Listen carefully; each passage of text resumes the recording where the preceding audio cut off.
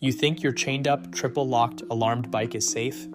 The truth behind how motorcycles really get stolen and how to stop it is, even the best-prepared owners are targets, because professionals aren't picking locks. They're hunting for easy weaknesses you didn't even know you left exposed.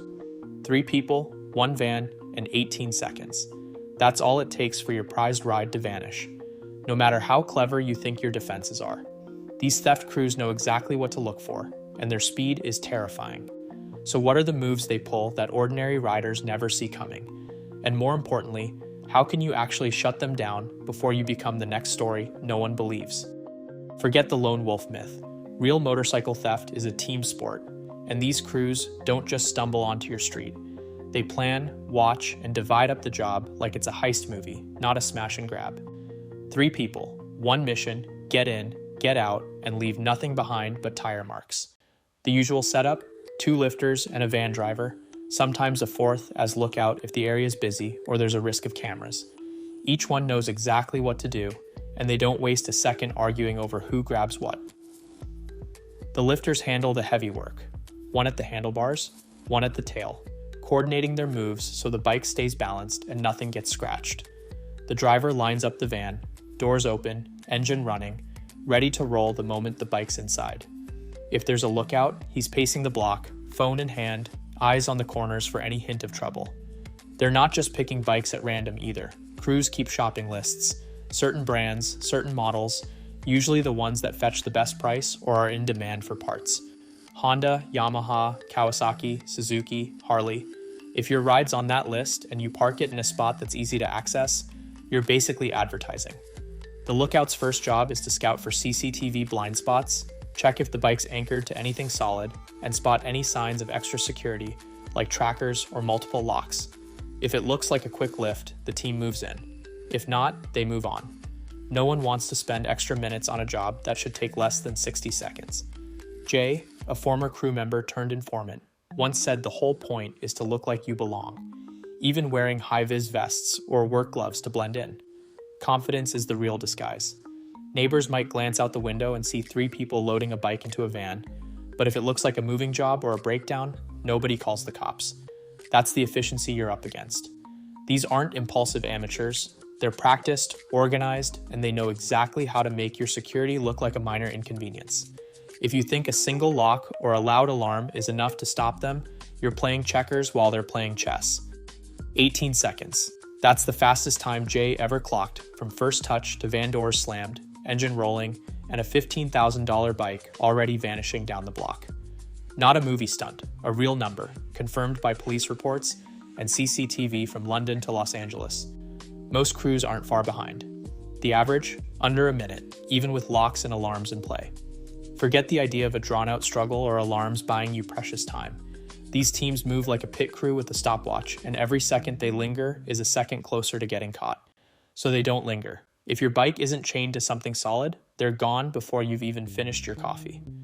The risk calculus is simple. The longer they're exposed, the higher the odds of a neighbor, a camera, or a passing cop blowing up their plan. That's why the lookout's always scanning for movement, why the van's already idling, why the lifters work in total silence. Jay put it bluntly, if a job takes more than 45 seconds, it's not worth the heat. The real professionals time their runs, rehearse the choreography, and walk away from anything that looks like it might drag out. That's why physical defenses matter more than you think.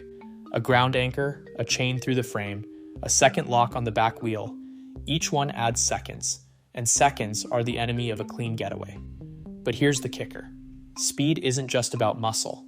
It's about outsmarting the owner before the game even starts. Social media is a goldmine. Post a photo of your bike in the driveway, leave the GPS tag on, and you're handing them your address. Jay says half the jobs he landed came from online ads, Instagram stories, or marketplace listings, with just enough detail to pinpoint the target. That's why crews are so quick. They've already mapped the route, checked escape options, and know exactly how long they can stick around before someone notices. Trackers have changed the game, though. These days, if a thief suspects a GPS unit, the whole operation shifts. Some will bolt straight to a chop shop or underground garage, rip the bike apart, and hunt for the tracker before the signal pings the owner. Others bring cheap RF detectors to sweep for hidden devices before moving the van. The fastest crews can strip a fairing and find a tracker in under 5 minutes. But if you hide it well, or use two, you might buy the time you need for recovery. The bottom line, every second counts, and the only thing faster than a van crew is a rider who layers real defenses before the thieves ever show up. Number 1. The lift and van extraction. This is the move that makes every other theft method look slow. Picture the street at 3 a.m. Quiet, empty, not a soul watching. A van rolls up, engine barely ticking over. 2 people jump out, one at the bars, one at the tail. Sometimes a third slides a scaffold pole through the frame for extra leverage. They don't mess around with locks or alarms. They grab, lift, and within 20 seconds, that bike is floating through the air like it weighs nothing. The van doors are wide open, ramp ready, engine running. No grinding, no sparks, no drama. Just pure muscle and planning. The whole job is over in less than a minute. London police clocked a 5-bike spree in 2021. Every hit under 30 seconds, all between 2 and 4 in the morning. The crew wore high-visibility vests, acted like movers, and nobody thought twice. Most people who hear a van door slam at that hour just roll over and go back to sleep. That's the window these crews live for. Late enough that the bars have closed, early enough that the dog walkers aren't out yet. If you park on the street, especially in a city with high theft rates, this is the method you should worry about most. Here's what really stings. If your bike isn't anchored to something that won't budge, it's basically gift wrapped. Chains are fine, but if they're just looped through the wheel or a loose signpost, the whole thing gets hoisted up, chain and all, straight into the van. Sometimes the anchor is the weak link.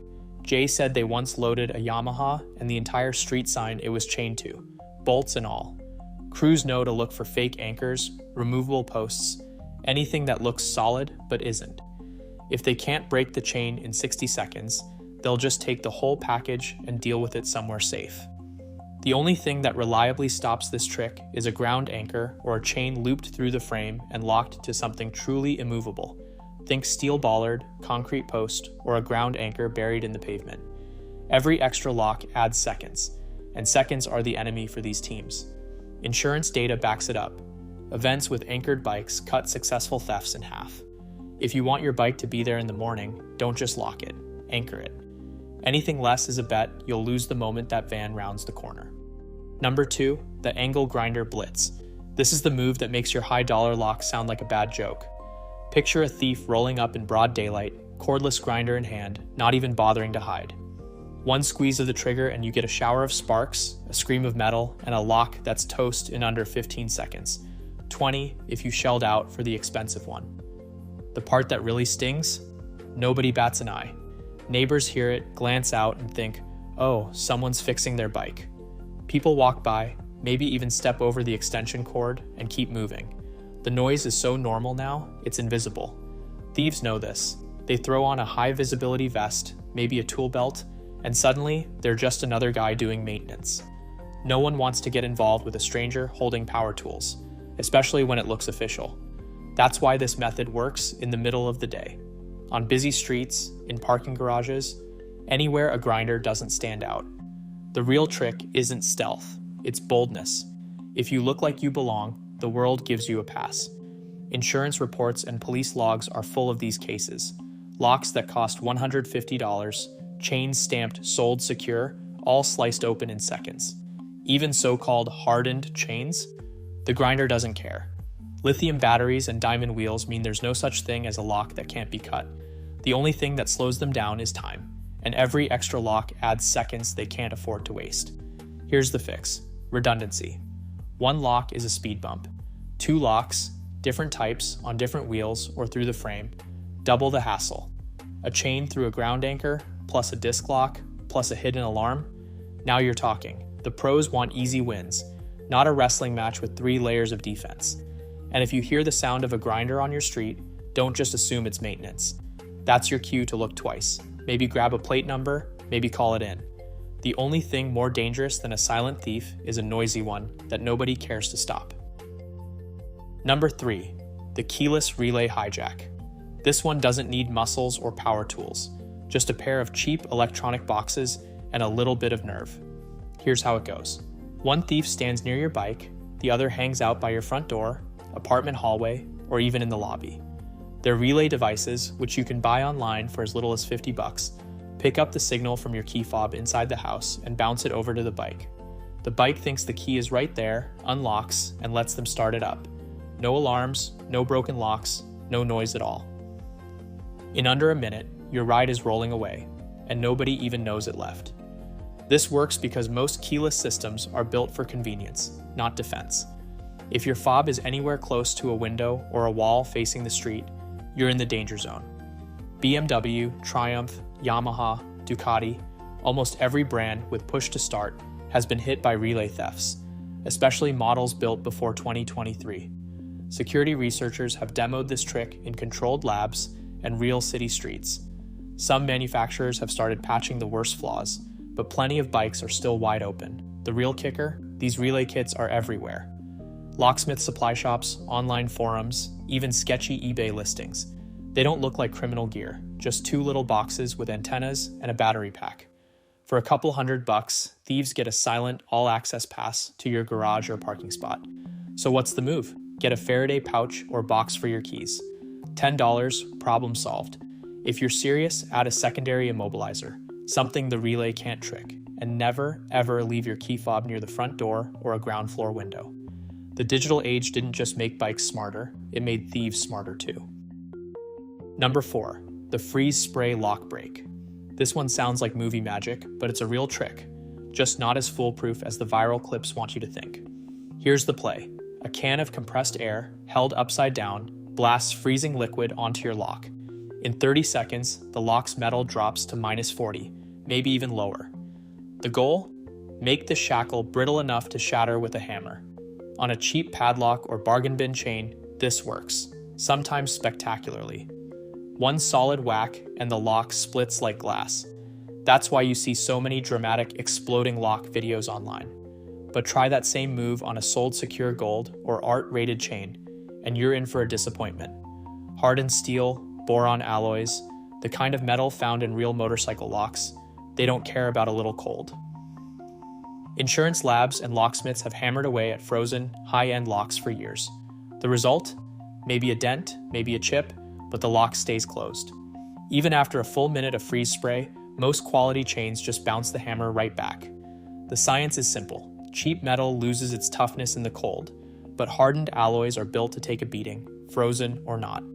So if you're rolling with a hardware store padlock, you're gambling with your bike every night. The fix is straightforward. Upgrade to a lock that's actually rated for motorcycle security. Look for sold secure gold, Art 3 Plus, or equivalent.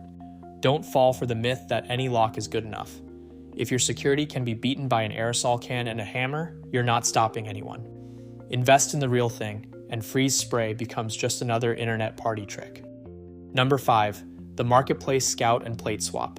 This one is less about brute force and more about playing you before the theft even starts. A fake buyer messages you on Facebook Marketplace or Craigslist, asks the right questions, maybe even shows up to look at your bike. They are not there to buy. They are there to check your security, scope out your parking spot, and snap mental notes for later. Sometimes you do not even meet them. Just posting a listing with a clear photo, a visible driveway, or a house number can hand over your address. If your phone's GPS tags are still on, the location is baked into the image. Even the reflection in a window or a street sign in the background can be enough for a determined thief to find you. But the real trick is what happens after. A week later, your bike vanishes. Maybe you think it was lifted, but sometimes it is much quieter than that. Thieves swap your plate with one from a matching model. Same color, same year, sometimes even the same scratches. Now, if anyone sees them ride off or a camera catches the plate, it all checks out. By the time you notice, the bike is either stripped or relisted under a new identity. Witnesses remember the wrong plate, and the trail goes cold. Here is how you stay one step ahead. Never share your exact address until you have verified the buyer's ID. Photo, phone number, something real. Scrub GPS data from your photos before uploading. Double check for anything in the background that gives away your location. And after any viewing, change up your parking spot if you can. The fix is not complicated, but it takes vigilance. If you are selling, treat every message like it could be a setup, because sometimes it is. Across major cities, police reports show that a skilled theft crew can take a motorcycle in under 60 seconds, sometimes as fast as 18 seconds, as demonstrated by former thief Jay. The documentary revealed that organized teams, not lone opportunists, are behind most professional thefts, using methods from brute force van lifts to $200 relay devices for keyless hacks, locks shattered with freeze spray, and online listings leaking exact locations remain persistent risks. Yet, many thefts still go unsolved. The full scale of international resale networks and the true recovery rate for stolen bikes remain unclear, with insurance and law enforcement data often incomplete. What is certain, anchoring, multi-layered defenses, and vigilance during sales drastically lower the odds of losing your bike. As technology evolves, so do tactics on both sides. The documents, footage, and evidence agree. No single measure is perfect, but informed owners force thieves to move on. That remains the most effective deterrent available today.